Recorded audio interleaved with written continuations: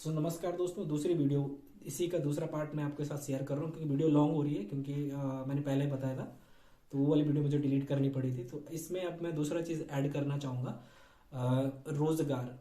देखो, स्वास्थ्य मैंने बता दिया, स्वास्थ्य से पलायन रोका जा सकता है। रोजगार सबसे बड़ी समस्या है और इसके बारे में मैंने बता भी दिया कि क्या हो रहा है उत्तराखंड में। आप सब इस चीज़ से विधिवत रूप से सब ज्ञात है। लेकिन मैं इसमें कुछ चीज़ों को ऐड करना चाहता हूँ। गवर्नमेंट सारी चीज़ें कर रही है योजनाओं के थ्रू, मतलब स्वरोजगार को बढ़ावा दे रही है सरकार है, इन सब चीज़ों को कर रही है। लेकिन इसमें मेरा कुछ ओपिनियन मेरे भी है इसमें कि इसमें गवर्नमेंट जो ऐड कर सकती है उसमें ये बेटर चीज़ें हो सकती है कि जितने भी गांव है और गांव में लोग रह रहे हैं लगभग, तो वहाँ पे कुछ बंजर जमीन भी है या कुछ लोग कृषि कर रहे हैं। कुछ लोग कहीं कहीं गांव में बहुत अच्छे से कृषि होती भी है। तो वहाँ पे क्या है, उस लैंड को हम आइडेंटिफाई कर रहे हैं, उस चीज़ को एग्जामिन करें कि किस भूमि में कौन सी फसल बेहतर रूप से हो सकती है ना, उपजाई जा सकती है। तो भूमि का सर्वेक्षण किया जाए और हम उन गांवों को ग्राम प्रधान स्तर पर, मतलब कि गांव के प्रधान को जिम्मेदारी दें। योजनाओं के थ्रू हम क्या करें कि उस ग्राम प्रधान को, मतलब गांव को चिन्हित करें कि किस चीज़ की खेती हो सकती है और उसका बीज और श्रम का जो पैसा हो वो क्या करें, सरकार अपनी योजनाओं के आधार पर उस गांव को दें, जितने भी हेक्टेयर भूमि है उसके आधार पर।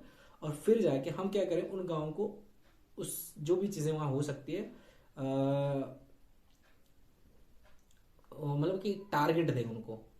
जैसे कि किसी गांव में क्या हो सकता है कि धान ज़्यादा होता है, तो वहाँ पे जो धान बेस्ट हो सकता है, जिससे वहाँ की खेती में सुधार आ सकता है, लोगों का जो अर्निंग सोर्सेज बढ़ सकता है उस खेती से, तो गवर्नमेंट उसमें फोकस करे। और जैसे उनकी निराई गुड़ाई बुआई, जैसे आप जब समझते हैं कि रोजगार गारंटी से काम चलाया जाता है, तो वहाँ पे जो निराई गुड़ाई, क्योंकि आज आपको लग रहा है ना गांव छूट के जा रहे हैं, वहाँ पे क्यों यही समस्या है, क्योंकि अगर एक कोई खेती करता है तो दूसरी खेती ऐसी पड़ी हुई बंजर है, तो वहाँ पे जंगली जानवर या आवारा पशु या फिर आसपास बंजर है तो फिर आने जाने का वो सब चीज़ें, मतलब कि खेतों में जाना या अकेले काम करना, दूर पड़ जाना, वो सब चीज़ें रहता है। तो यहाँ पे क्या करें कि गवर्नमेंट के द्वारा वहाँ पे श्रम कराया जाए, मतलब कि कैसे गवर्नमेंट अपनी योजनाओं में जितने भी खेत हैं, जितने भी हैं, सब में बुआई अनिवार्य होगी अब। ठीक है, उस तरीके से क्या है, सभी खेतों को बुआई कराई जाए। गवर्नमेंट अपनी स्कीम की योजना के अंदर बीज भी गवर्नमेंट दे।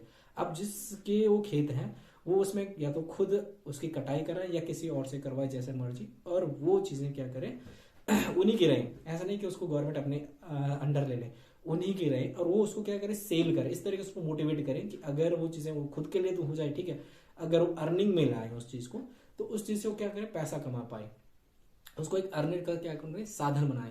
तो ऐसा करके हम क्या है, एक चिन्हित करके हर एक गांव को कहीं हमने क्या कर दिया, शिमला मिर्च गांव बना दिया, किसी गांव को मिर्च गांव बना दिया, किसी गांव को हल्दी गांव, किसी को धनिया गांव, किसी को अदरक गांव बना दिया, किसी को टोमेटो गांव बना दिया, किसी को ऑनियन विलेज बना दिया। इस तरीके से मतलब हमको क्या करें, पर्टिकुलर उसको सिलेक्शन दें भूमि को, मतलब एग्जामिन, लैंड एग्जामिन करने के बाद, और जो चीज़ें हो सकती है उसके अकॉर्डिंग हम वहाँ पे क्या करें, इसको ग्रो अप करें।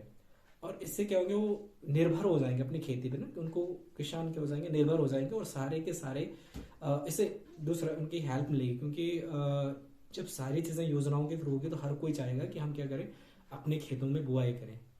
तो सारे जब गांव में क्या हो जाए, खेती हो जाए, एक टाइम पे की बात कर रहा हूँ, अगर सारे गांव में इस तरीके से खेती तैयार हो जाए, तो मुझे लगता है कि जो रुख अभी बाहर की ओर है वो अंदर की ओर लोगों का होगा, अपने गांव की ओर लोगों का होगा।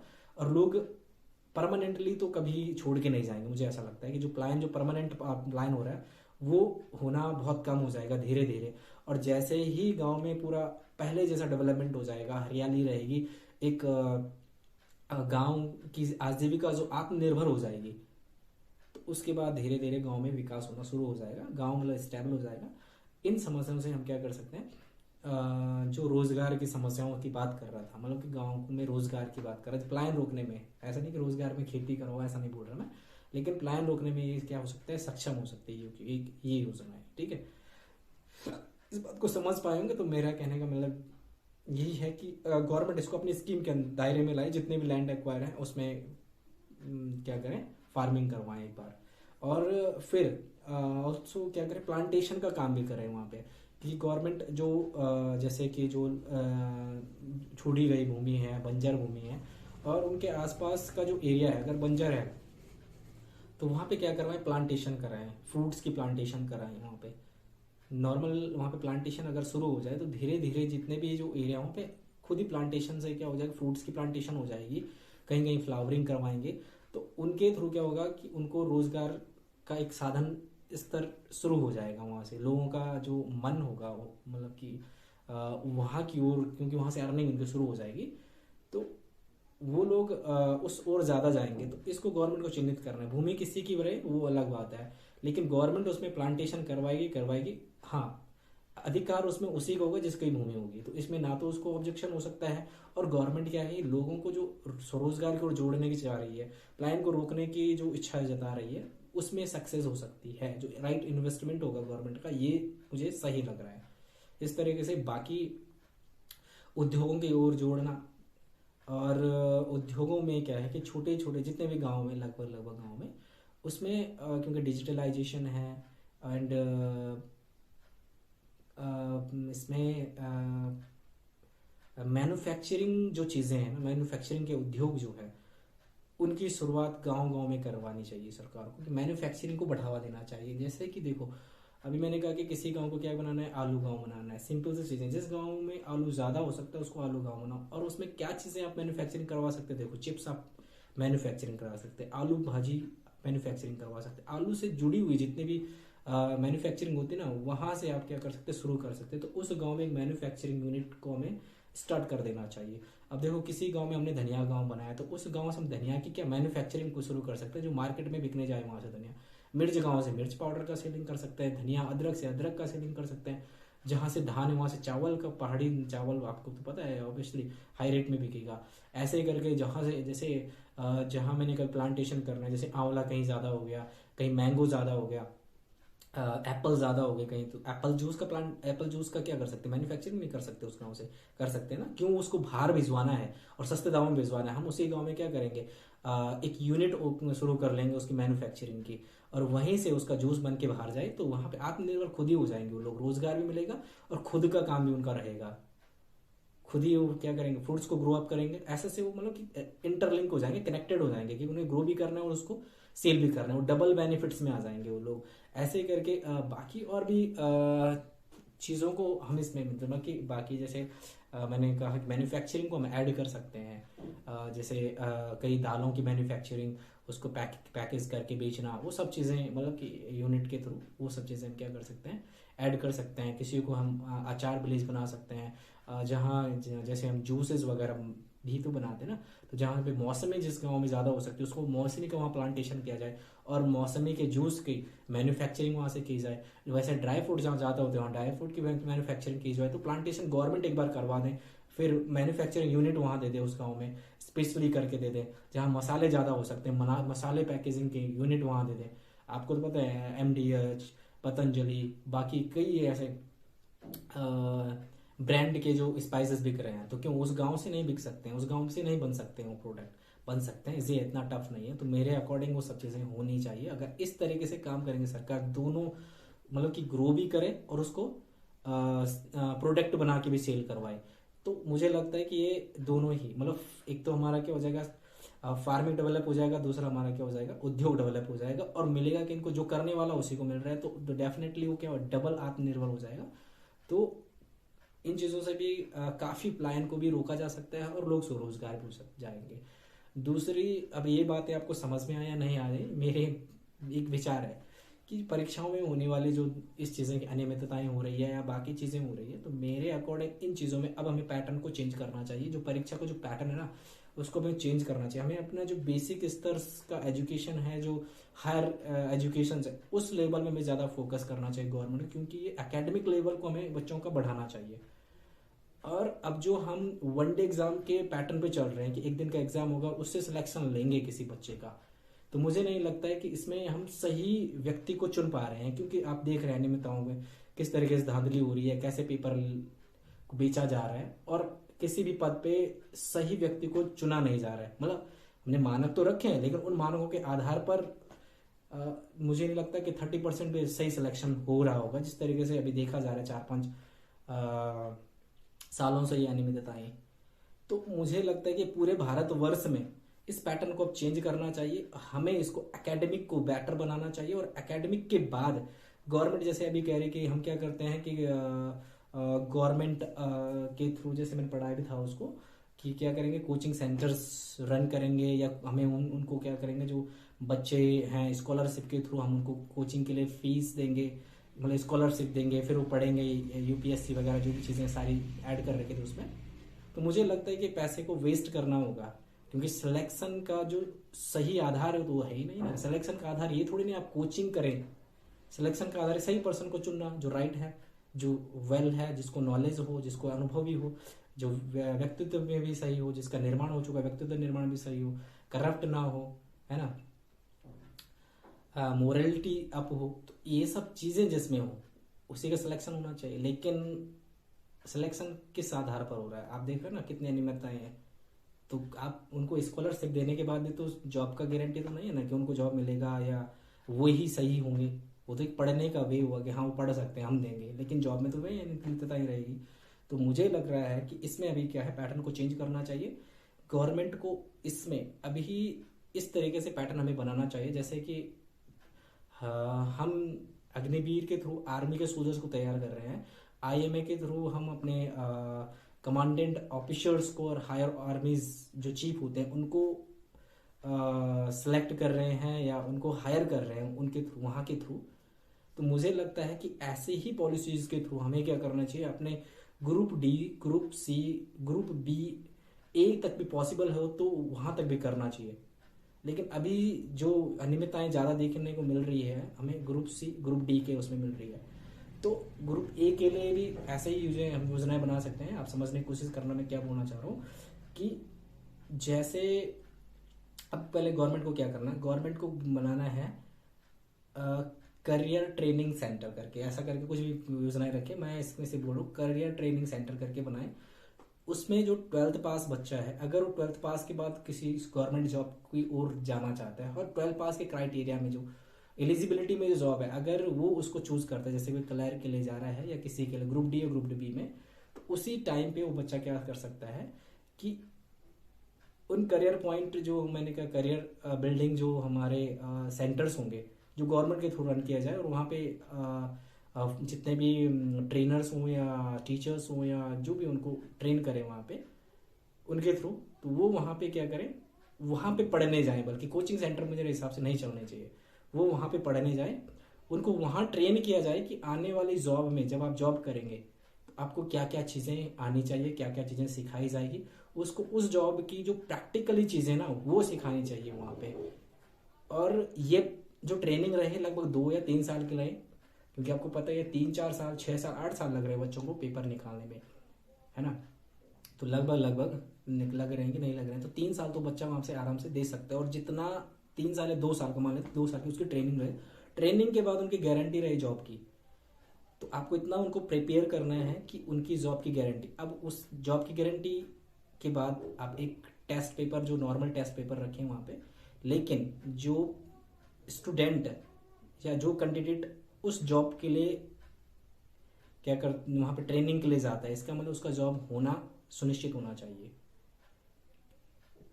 जो भी जॉब्स रहे आगे, सिलेक्शन हो सकता है कि उसका जैसे कि 2 साल बाद नहीं हुआ, उसकी थोड़ा सा जो हमारे मानक है उसमें सिलेक्शन के लिए थोड़ा सा हम एक क्राइटेरिया दें, जैसे कि पासिंग नंबर्स जो रहे हैं उसमें नहीं आ पाया, या थोड़ा सा उनका अभी कंप्लीट ट्रेनिंग नहीं मान सकते हैं उसको, तो उसको थोड़ा सा 6 मंथ का और रोका जाए, 6 मंथ बाद उनकी ज्वाइनिंग कराई जाए।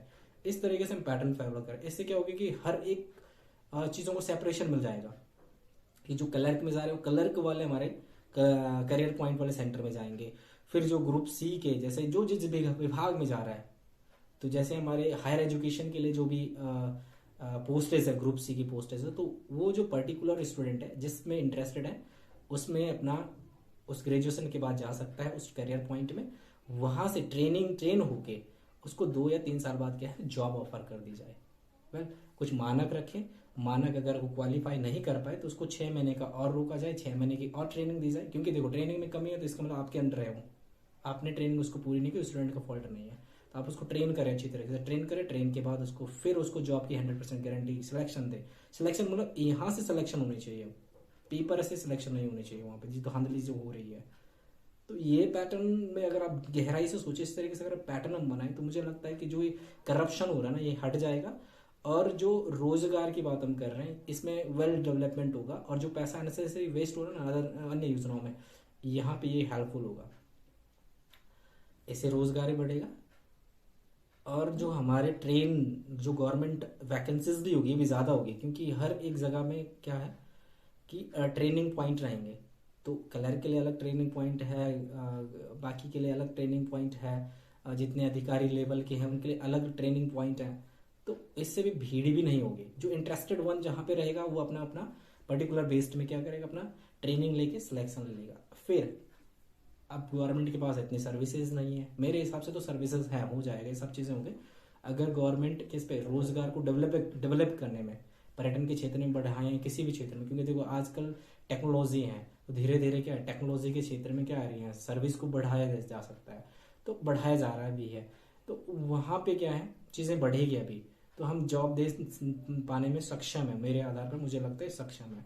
दूसरा, ट्रेनिंग जैसे उसकी पूरी हुई, मैंने कहा कि उसके बाद जो बात रहेगी, अगर ट्रेनिंग के दौरान उसमें वैकेंसीज नहीं है, तो उनको जैसे अभी हम संविदा में ले रहे हैं, तो संविदा जो है वो चीज़ें ना रहे, वहीं से उन चीज़ों को क्या है परमानेंट सिलेक्शन में लाएं, या उनको जिनका अभी गवर्नमेंट सीट में नहीं है, और जहाँ पे हमें लग रहा है कि अभी क्या है वहाँ पे परमानेंट स्टाफ नहीं रख पा रहे हैं, नहीं रख सकते जैसे भी संविदा की होती है, तो उन बच्चों को वहाँ पे 1 साल के लिए 2 साल के संविदा में लेके जाए, और उसके बाद इनका 2 साल बाद फिर क्या है परमानेंट, जैसे इनके रिटायरमेंट के बाद जैसे किसी और का रिटायरमेंट हुआ, सीट वैकेंट हुई, तो वहाँ पे उनको क्या किया पोस्टेड किया जाए, फिर इसी ऐसे रूटीन चलता जाए।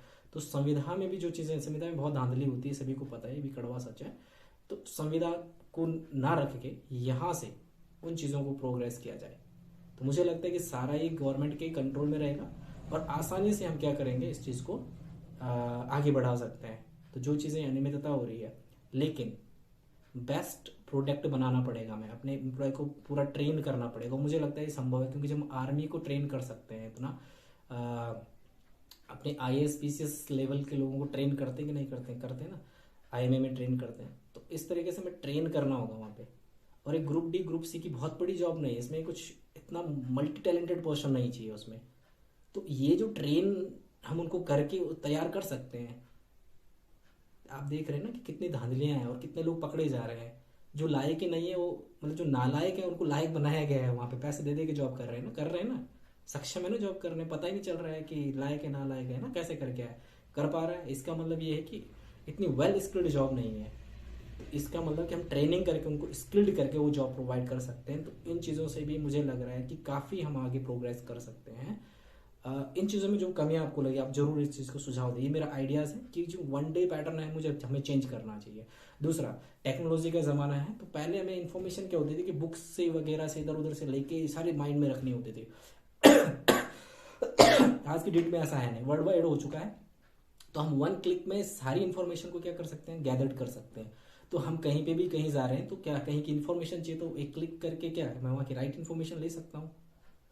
तो मतलब कुछ अब चीज़ें वो नहीं है कि हर चीज़ें इंसान को क्या रखनी है, माइंड में ही रखनी है, ऐसा नहीं है। अब चीज़ें बदल चुकी है, बहुत आगे हम बढ़ चुके हैं। हर एक इन्फॉर्मेशन को जस्ट मतलब क्विकली हम क्या कर सकते हैं, रिसीव कर सकते हैं।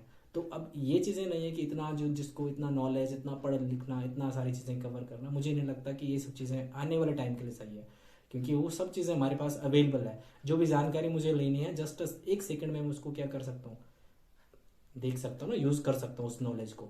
तो ज़रूरी नहीं कि रट के वो दिमाग में जाया जाए। तो मुझे यही मतलब कि सजेशन है, आइडियाज़ जो आ रहे हैं वो यही है कि हमें इस ओर आगे बढ़ना चाहिए, ना कि जो ये प्रोसेस जो हम फॉलो कर रहे हैं इसमें इस पैटर्न को हमें चेंज कर देना चाहिए। तो इस तरीके से अगर हम करते हैं तो आई थिंक हम कुछ बेस्ट की ओर जा सकते हैं। हो सकता है ये आइडियाज़ आपको समझ में ना आया हो कि किस तरीके से बोल रहा हूँ, कैसे होगा, लेकिन अगर थोड़ा सा हम इसके ऊपर सोचें तो शायद मुझे लग रहा है कि ये बेस्ट हो सकता है। तो अभी इन सारी बातों के लिए यही सारी चीज़ें थी जो मेरे माइंड में थी। अब आगे जो पॉइंट्स रहेंगे, क्योंकि मैंने आपको स्वास्थ्य के बारे में बता दिया है, रोजगार के बारे में बता दिया किस तरीके से रोजगार को हम बढ़ा सकते हैं, और पारदर्शिता जो लाना चाहते हैं हम अपने सरकारी विभागों में, वो कैसे ला सकते हैं सरकारी विभागों में, इन्हीं के माध्यम से हम ला सकते हैं। पैटर्न को चेंज करना पड़ेगा, ये ज़रूरी है। जो पैटर्न हम फॉलो कर रहे हैं ये सही नहीं है, मतलब अभी के मेरे अकॉर्डिंग। अब आगे हमें ऐसा खुद सरकार को, मतलब कि करियर बिल्डिंग जो भी है, ट्रेनिंग सेंटर गवर्नमेंट को खुद अपने अंदर ही लेके वहाँ उनको प्रैक्टिकली ट्रेन करना चाहिए। तो एक गवर्नमेंट के पास एक वेल मैन पावर होगी, और गवर्नमेंट की पूरी जिम्मेदारी होगी, क्योंकि गवर्नमेंट जैसे एम्प्लॉय अपने लिए चाहती है वैसे एम्प्लॉय तैयार होंगे, तो ये सारी रिस्पॉन्सिबिलिटी गवर्नमेंट की होगी। अगर खामियां गवर्नमेंट डिपार्टमेंट में, तो तैयार भी गवर्नमेंट नहीं कर रहे हैं। तो इसके लिए दोनों तरफ से गवर्नमेंट जिम्मेदार है, और गवर्नमेंट, और दूसरा इससे स्टूडेंट या पेरेंट्स को काफ़ी रिलीफ मिलेगा। जो बर्डन अभी पेरेंट्स के ऊपर रहता है ना काफ़ी, या स्टूडेंट के ऊपर रहता है, उन चीज़ों से पेरेंट्स और स्टूडेंट फ्री रहेंगे। क्योंकि कोचिंगों की फीस बड़ी बड़ी, मतलब कि एजुकेशन, रोज़गार ना मिलना, तनाव में रहना, इन चीज़ों से आप समझ पा रहे होंगे इन चीज़ों को। तो ये बहुत ऐसा अनकॉम्प्लिकेटेड चीज़ें हैं, मतलब कि जिनको मतलब कि सबसे बड़ी टेंशन जो है ना पेरेंट्स की, यही चीज़ें हैं कि बच्चे को कैसे पढ़ाया जाए, जॉब कैसे लेगा, जॉब के लिए कहाँ भेजना है, कैसे तैयार करना है इसको, वो सब चीज़ें। बच्चा भी यही है, कब जॉब लगेगी, कहाँ पढ़ूँ, किससे पढ़ूँ, ये सब चीज़ें हैं, कितना खर्चा आ जाता है। तो मुझे लग रहा है कि सिक्योर जो भविष्य, हम सिक्योर फ्यूचर दे सकते हैं एक बच्चे को, तो एकेडमिक को हमें पहले पूरा प्रॉपर तरीके से, जैसे नई पॉलिसीज के थ्रू हुई कर रहे हैं, एकेडमिक को प्रैक्टिकल बनाना पड़ेगा, उसमें पूरा फोकस करना पड़ेगा, उसको ठीक करना पड़ेगा एकेडमिक को।